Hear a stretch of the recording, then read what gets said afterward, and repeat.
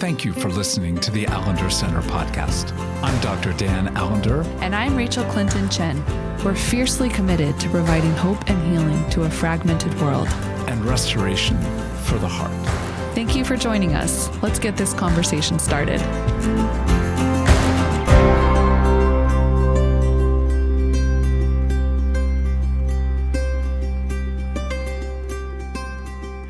The story of shame. Doesn't that sound fun and intriguing? And the answer is, oh, no, it doesn't. All right, we're going to talk about shame. But what I want to do is to make sure that what you're being invited to hear is that we all struggle with shame, past, present, and likely the future. But what we're focusing on now is more, we all have a story of shame. And that story, as profound as it is, often limits who, when, where, how, and why we engage with the world, because our story of shame sets up the parameters for a kind of, I never want to go through that again. So let me tell you where all this began. When my wife said, "Did you call the shop that has our lawnmower?" And as soon as she said that, I was like, oh no, I don't want to mess with this, because dealing with what I'll call mechanical matters, especially lawnmowers for some reason, I have a long history of feeling profoundly incompetent in that realm. And as soon as she said, "Did you call?" I could feel a certain degree of what could be called reflux, irritation, anger. And I responded rather unwell to a simple question. We all have a story of shame. And we need to have, in one sense, a sense of what are the characters, what's the theme, what's the setting. Just as we do any kind of story work, we have to do work with regard to the story of shame. Tell me what you're thinking, dear colleague. Oh, gosh. Well, what was coming up was a very recent incident of experiencing shame. And I was thinking about what story is that connected to? And I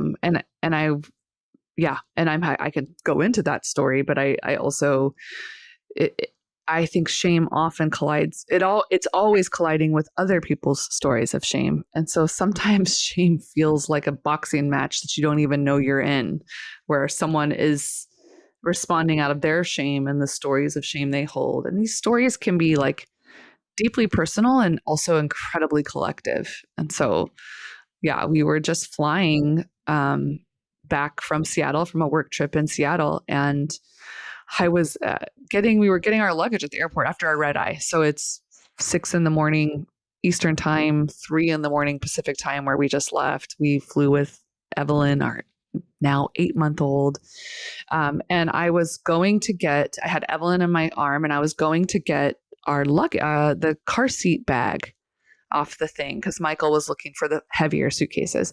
And so I see one that I think is ours, but it's, when a bag is turned over and you can't see the brand. So I'm going to flip it over to make sure it's ours, because, by the way, we were flying with like 9 other families with babies. So I thought I better check and make sure it's a Kiko car seat bag.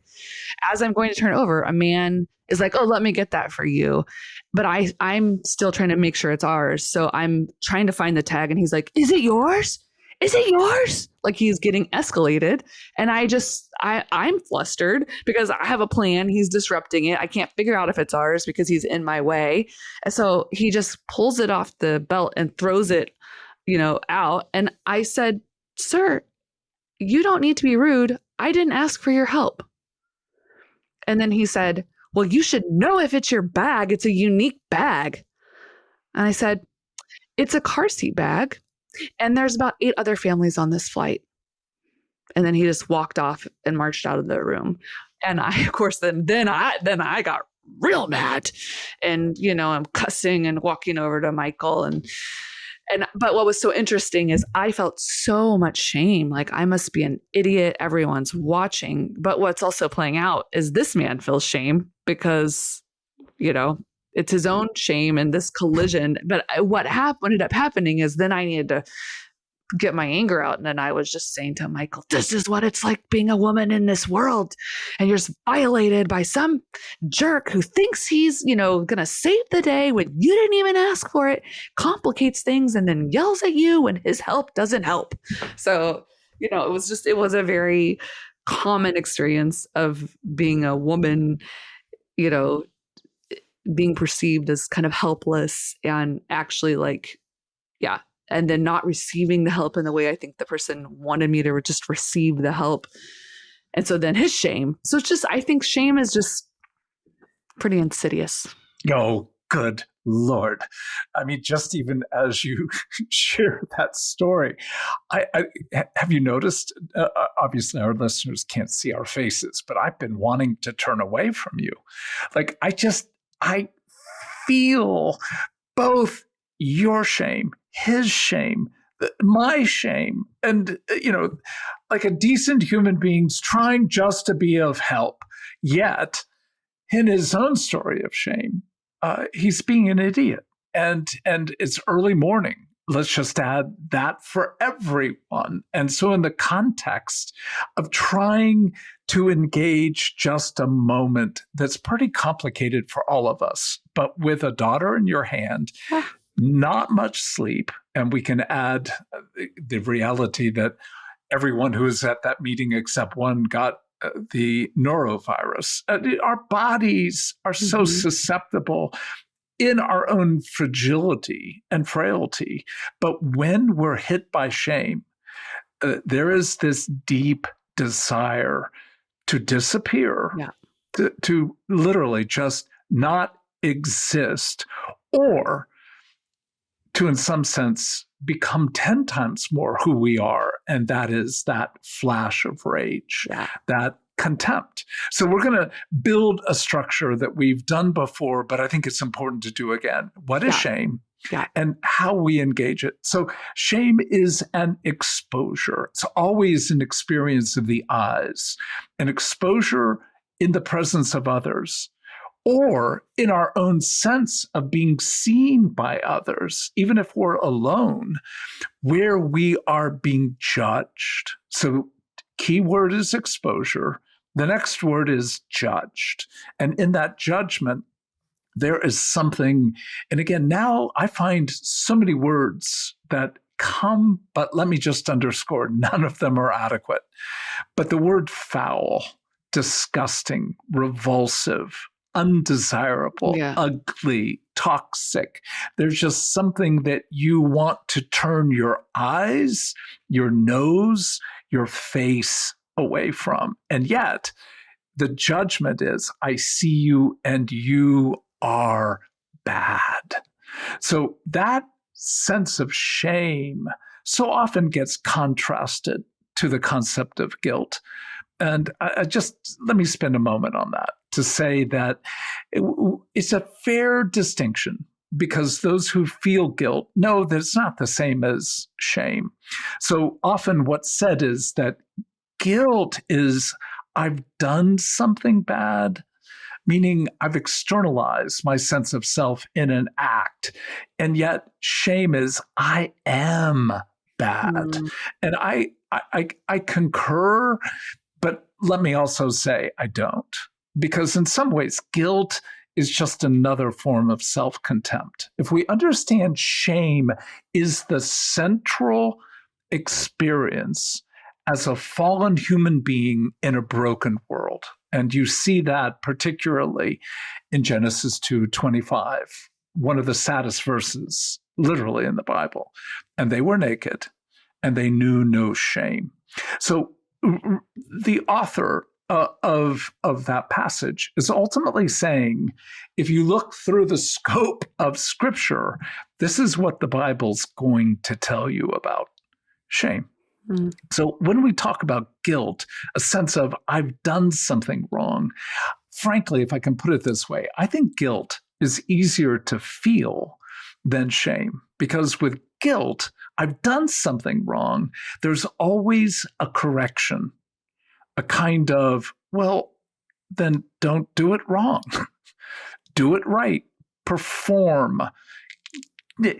Be in control so you don't feel guilt.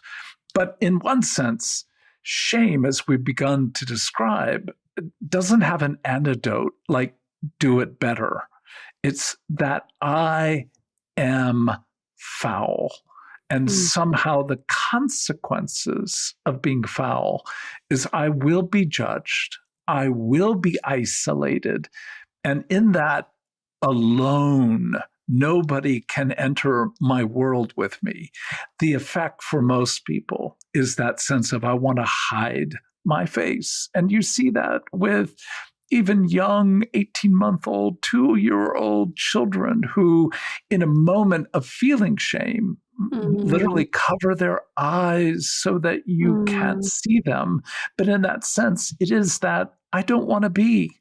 I don't want to be me. I don't want you to see me. And even though we have much greater clarity that covering our face will not keep people from seeing us, there is that deep, deep, deep desire to disappear or rage against ourselves, guilt, or rage against others, which obviously you're better at in that moment and I'm better at than our Sometimes. own. If someone's response to their own shame is violence, then yes, I will always rise. No, I will. I'm trying not to, but often I will rise to the occasion when they project their shame onto me. When the shame is like just humiliation toward myself, like rejection or mockery, then I that feeling of like just cut a hole. Like the way I experience it is like if there was a hole in the floor, I would just jump into it and disappear. Like it's that feeling. Like, can I just crawl under the ground and disappear right now? Like I cannot bear this. I cannot bear to be seen, and I cannot bear to feel what I am feeling. It's unbearable. It does have that unbearable reality. Yeah. So when you hear my conversation about guilt and shame, which may be just something of the too academic realm of my own little brain, but where does that take you? No, it doesn't feel too academic because I actually have heard that, that like guilt is that distinction between guilt and shame. And I do think it's a helpful, well, what it brought me is what I often hear in that conversation, the extension of that is that it's actually like helpful to feel guilt, but not helpful to feel shame. That like guilt can actually be an effective tool of change, which I see your face. Our audience can't see your face. But what it also has me thinking about is, and maybe you could put some language to this, because rarely do I hear that conversation held with an understanding of different types of cultures, right? And I think in the West, we do come from a more like individualistic culture where like guilt and innocence are categories. But could you speak a little bit to some of the spectrum of like a more collective culture or just that honor shame culture? This is something Michael and I talk about a lot, coming from a Taiwanese American culture. Just this different ways in which even culturally we understand guilt and shame.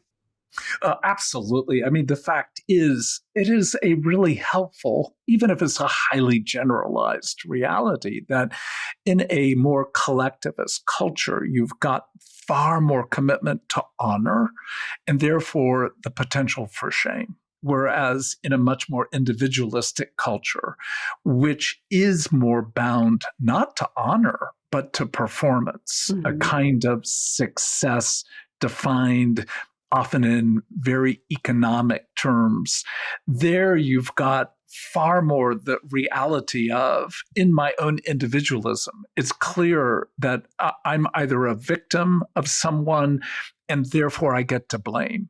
And therefore it's much more other-centered in its judgment. And I think, frankly, far more soil for cultural and individual narcissism.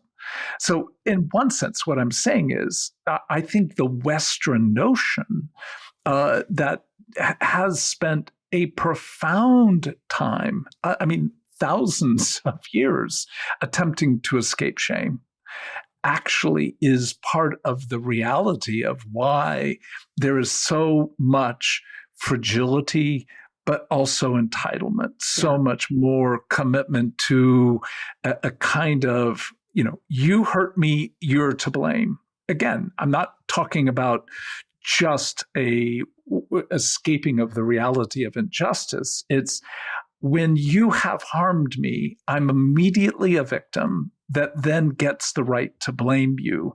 Again, oftentimes that is a reality that needs to be honored. But when it's within that guilt structure, the assumption is that not only the perpetrator, but all of us can just try better and harder and perform more. Whereas, in one sense, a collectivist culture where shame, in one sense, can't be resolved without a communal re-engagement. That's much more true. Meaning, I can't resolve shame. I can't take it away by doing something better now that I have, in one sense, been exposed. There has to be a sense in which there are cultural, ritual, relational structures that invite the person who feels shame back in to the larger relationship. So in one sense, I'm hardly saying I think shame is effective, but what I want to underscore is that shame demands a different kind of relational connection than what guilt does. Yeah. And therefore, guilt gives you much more sense of control and power to alter your world, even though, again, anyone who's felt profound guilt knows it is not an easy experience. Right. But what I'm underscoring is underneath that is the reality that shame is a far more deeper driver of human behavior in terms of harm. But if we engage shame, we have the opportunity to engage something that really does have the potential to restore in a way that mere better performance with regard to the individualistic guilt-oriented culture never creates, other than a sense of, I just got to try harder, and therefore leading to even more exhaustion. But at one level, which would you prefer? The desire to disappear and not be visible ever to be seen again, or just feel more pressure? Well, for most of us, me particular, I'd rather just feel pressure. I'll work harder to be restored. But in the long run, it's escaping the deepest dynamic of what Scripture invites us to understand about the human condition. And that is, we're in a war and we have a story of shame. So when I use that word story, I'm curious where that takes you with regard to your story. And you can certainly ask the same. Oh, I mean, so many places, right? Because shame is our stories are dynamic. So, of course, if shame is I think, weapon of the enemy to keep us fragmented, to keep us turning our face away, not only from others, but especially from God, to keep us bound to cursing, which I know we're going to talk about, like that shame in many ways opens the door to profound cursing. Of course it does. Of course it does. Even in the simple stories we've brought, there's, you can feel it. You can taste it, how close it is. So it takes me to, again, that airport story felt so, as I was processing with Michael, it just brought up so many stories of being a woman in this world, and a woman called to preach, and a woman who doesn't necessarily always fit the kind of fundamentalist evangelical, caricature of a woman, which I just want to say, by the way, when people say like Proverbs 31 woman, that is a description of wisdom. And wisdom was fierce. Wisdom owned a business. Wisdom went to the city gates where only the men were allowed. So it's just my little preaching side note. If you're going to use that one, like just know what you're actually inviting. So I'm all about being a Proverbs 31 woman.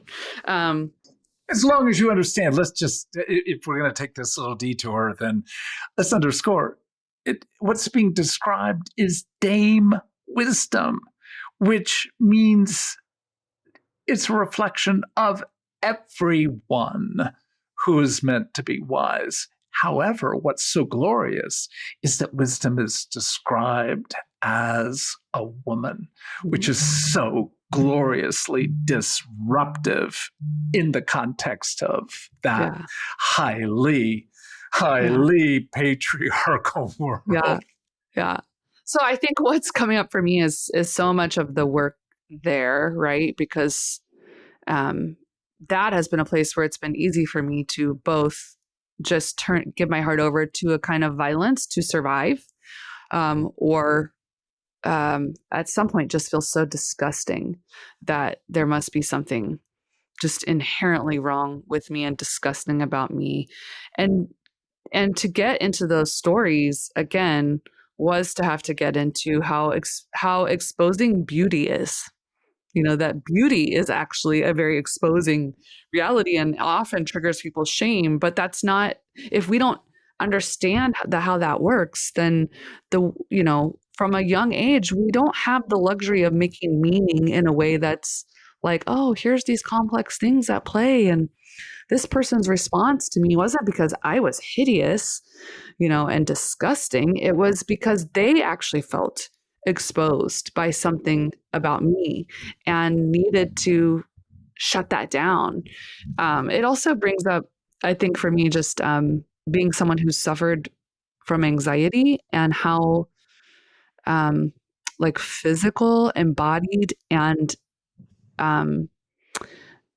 like the way that my body manifests anxiety is so visible and often so exposing. So I think that was like another place of thinking about my stories of shame, and being someone who's more empathetic and feels other people's energy that they don't want to feel. And then sometimes in a very prophetic way, whether I want to or not, is like taking that in my body and giving expression to it so that it can like come into the metaphysical realm of relationship. And just that kind of exposure is also very shameful, when you are the one that can just be the crazy person, oh, she's just kind of crazy. Just, Well, and here's part of the dilemma about the reality of our story of shame. Like, when I began thinking about why this is such an important topic, I had to stop and go, what is your first encounter with shame? And I've got so many shame stories. I had a friend years ago say, I think your spiritual gift is shame, because so many of your stories revolve around feeling and being truly humiliated and incompetent, etc. But and has started thinking about, when was that first moment? And I'm sure there are plenty before then, but it's second grade, and I could remember coming in. All of a sudden I saw the classroom, the context. It was the day I came into the class just having gotten my first pair of glasses. So the reality that a second grader, so what, 6, 7 years of age, is wearing glasses ought not be anything other than, what a gift that we have the ability to address a deficiency, an impairment, something that marks you. Right there is the issue of any infirmity, or perceived or actual, becomes something that sets you off from the so-called normal world. So I think for many of us, our first stories of shame aren't even particularly something we've done that has exposed us to shame, as much as we're being seen as not part of the larger good world. And I had no sense of shame walking in. In fact, I remembered my little pair Mm, of black glasses. And I remember thinking, I think I feel pretty old. This is yeah. what, like adults, like I'm almost now an adult. But the laughter of walking Oh, in the room and oh. realizing, oh my God. And then the phrase, oh, he's got four eyes. So the idea of being seen, of laughter, the Mm, issue of comparison. So almost every comparison, I think, sets up the high probability of the experience of being seen as distinctive and therefore undesirable. And yet we all want to be distinctive and unique. And yet that bind of I want to be known, I want to be seen, I do not want to be known and seen, that war is actually a war with shame.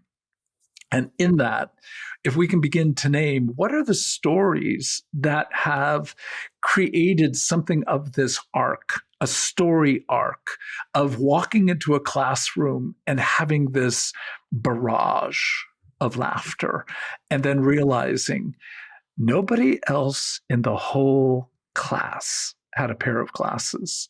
I don't think I'd ever noted before or after, other than adults seemed to wear glasses, as the basis of this initial experience. So when you begin to name stories and you begin to get a sense of even the initial first few stories, then the question is, what did your body what's the story of your body's response to some of those early and maybe not profound compared to later experiences, but at least shaping experiences that set the trajectory for how this story would play out?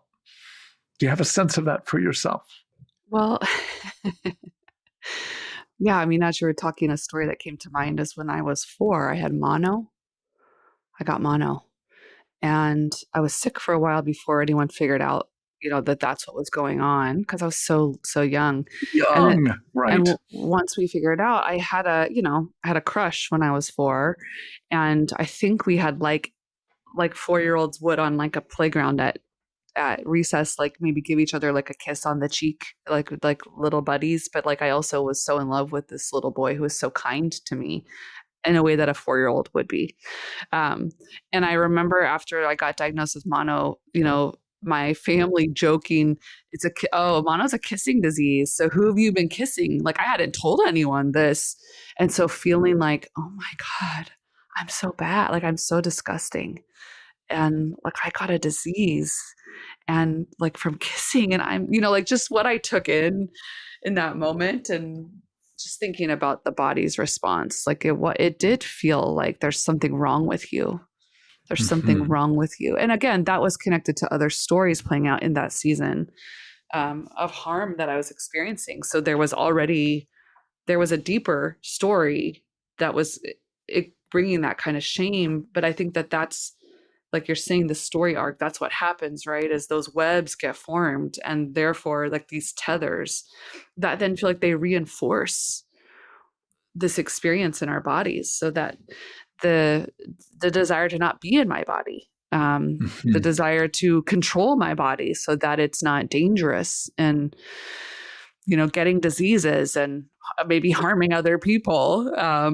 And it just I also this where this takes me is just thinking about, and again that did line up with not just my own personal story, but the collective story of being in a female body in this world. And it does make me think about, as you're talking about like any deviation from the so-called norm, like as we're in all these conversations of collective experiences of shame that again might be experienced with a lot of particularity for someone, but just that very sense of existing in a body and with a certain kind of face, a certain skin color, a certain ability or disability, a certain sexuality or way of expressing, or being in your body. And I think that it is just so wicked, the way in which shame, it doesn't just fragment us, but it is like it disembodies,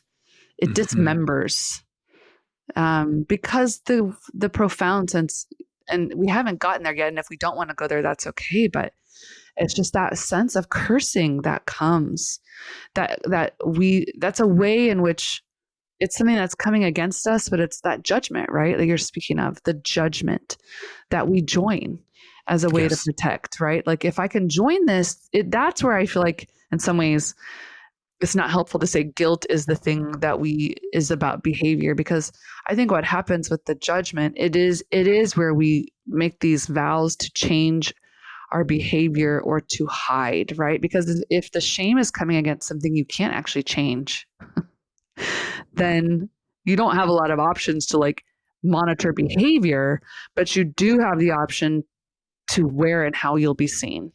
Yes. And the face is shall we say, the ground, the primary ground. It's not to say that we don't have shame with regard to our body or particular parts of our body, but where we're going to feel most profoundly the presence of shame is in our face. So if we are perceived because of the color of our skin or because of the shape of our face or because of something that others or we might view as an impairment, in the case of my glasses, then you can't hide. You can't do something to remove your face. So now we're in this bind of my face is bringing me harm. How will I engage? Now, I might be enraged at at the world that's shaming me, but where will I and how will I engage what seems to be the provocation, the cause of this comparison, judgment, and again, such an important word, and that's the word curse. So we're actually inviting folks not only to name, to honor what has been this story of shame, not just your experiences, but what themes, what categories keep coming up again and again, so that it becomes, as a story is, rather replete with themes that get reenacted again and again. How does that open the door for you to begin to go, how does it shape my body and my image of my body? How does it shape my sense of relationships and even my capacity for relationship with God, with others, or even my professional presence?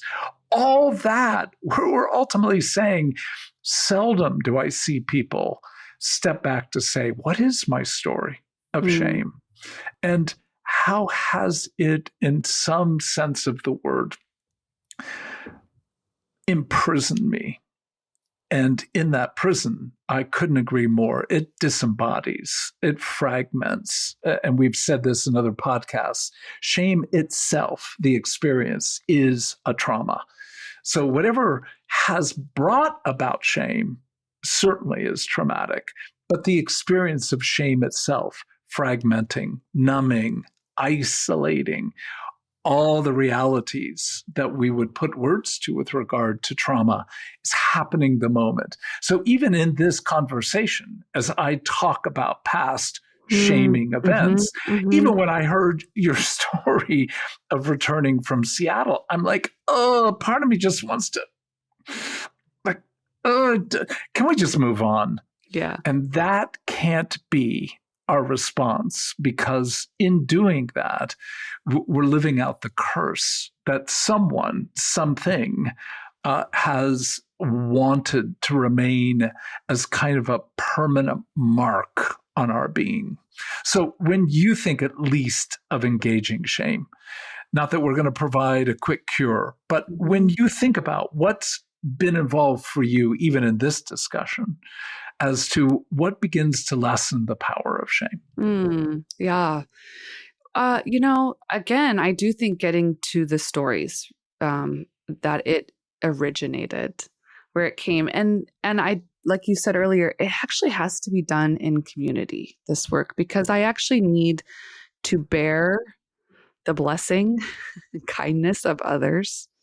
And kindness in this place of shame. I mean, this is a core of our work at the Allender Center, that we really believe when you when someone is willing to suffer with you the trauma of the shame you've experienced and can take in the ground that it originated in, like can actually enter the story with you as if it's holy ground, that it's holy, this is a sacred holy ground, and can actually begin to help you see the bigger picture of the story, especially those young stories, right? And can begin to say,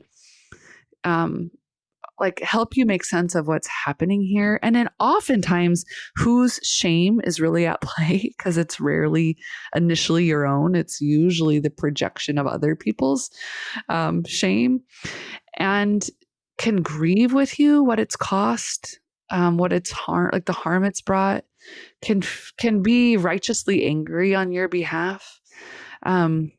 And can actually help you move toward blessing in the face of cursing. There is something so powerful and unburdening.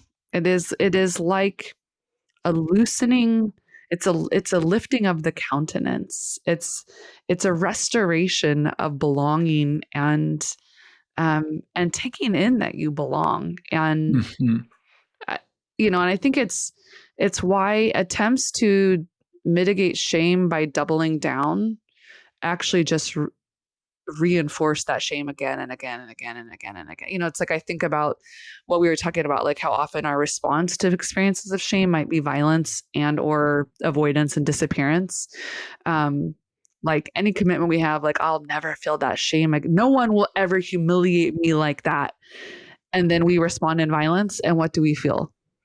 Humiliation and shame. Yes. No, again, what you're saying, I think, is so right on. Let me complicate it. And that is the dilemma when we tell a story of shame is that we will never tell the full truth. Yeah. One, we hardly can bear the full truth in and of Absolutely. ourselves. Yeah. I'm certainly not going to tell you the full truth until I know how you're going to respond. And I think one of the most natural responses for most people to any story of shame is that kind of universalization. Like, oh my gosh, I felt like that. Yeah, I get it. I know how you're feeling. And there's something truly profound about being able to be with others who have experienced something of that withering, hollowing experience. Here's the dilemma. We offer so often, with regard to shame, a cure that doesn't actually deal with the disease. And so the idea that in every story of shame that's expressed is far worse than what was told. And can we step into, not again demanding of people to go from 10% to 100% in a millisecond, but can we indeed hear the parts of the story that imply there's more to it than what we've been given, and allow that story to move not from 10% to 100%, but 10% to 15%. Incremental, sensitive, wise movement that allows the heart to be able to say, and in what you suffered, I can't help but wonder if. You already said this sentence. Can I ask you if you were wanting to be able to put a few more words to that? It's a way of ultimately inviting a person. I can bear your shame with you. I don't need to avert my eyes, even though, of course, something in me wishes that we could both disappear in the presence of your shame. But I will stay with you in your shame, even the shame and the story that you can't quite fully enter, at least at this moment. So it will sound so counterintuitive. Shame must get worse before there is the relief of, I really do have someone with me who can bear with me the level of heartache and horror that I felt in that moment. That's going to require a pretty simple sentence. People have heard this perhaps almost ad infinitum, perhaps even ad nauseum. And that is, you can't take anyone further than you have chosen to go. And that's why we want you to bear more access, more understanding, and certainly the key word, more kindness for those young parts of you that experienced shame. Instead of being able to go, it's just normal. That's what kids are like, or that's what bullies do, or bad teachers often say that. Instead of just dismissing, the ability to step in and say, what do you, the one who bore all shame, the one who took on all the shame of the world, what do you have to say to me, Jesus, in the middle of this desire to rage or disappear? It's not an antidote. It's not a quick cure, but it's an invitation. Will you enter my story in the most raw realm? And how will you, God of the universe, address that which makes me feel so susceptible to the evil one's curse, but to my own curse? When you have taken the curse, what does it mean for me to turn away from the power of that curse to the face that can actually engage with a level of truth and kindness that no other face can offer quite the same?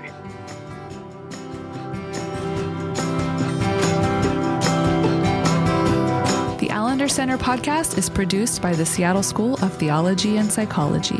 If you'd like more information about the Allender Center, you can look at theallendercenter.org.